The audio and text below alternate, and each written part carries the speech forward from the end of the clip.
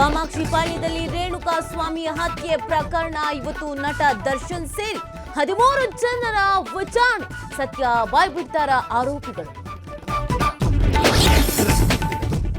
Challenging star Darshan ವಿರುದ್ಧ ಸಿಡಿದೆದ್ದ ಹುಬ್ಬಳ್ಳಿ ಮಂದಿ. ರೇಣುಕಾ ಸ್ವಾಮಿ ಕೊಲೆ ಖಂಡಿಸಿ ಪ್ರತಿಭಟನೆ, ಕಾನೂನು ಕ್ರಮ ತೆಗೆದುಕೊಳ್ಳುವಂತೆ ಮನವಿ. ರಾಹುಲ್ ಗಾಂಧಿ ಭೇಟಿಯಾದ ಸಿಎಂ ಸಿದ್ದರಾಮಯ್ಯ. ಕೆಂಪೇಗೌಡ ಏರ್ಪೋರ್ಟ್ನಲ್ಲಿ ಮೀಟ್, ಕೆಲ ವಿಚಾರಗಳನ್ನು ಚರ್ಚಿಸಿದ ನಾಯಕರು.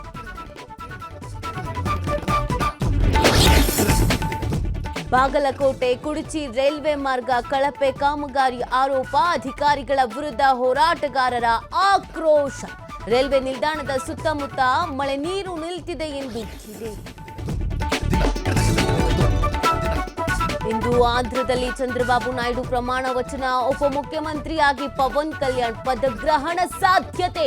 ಕಾರ್ಯಕ್ರಮದಲ್ಲಿ ಮೋದಿ ಸೇರಿ ಹಲವರು ಭಾಗಿ.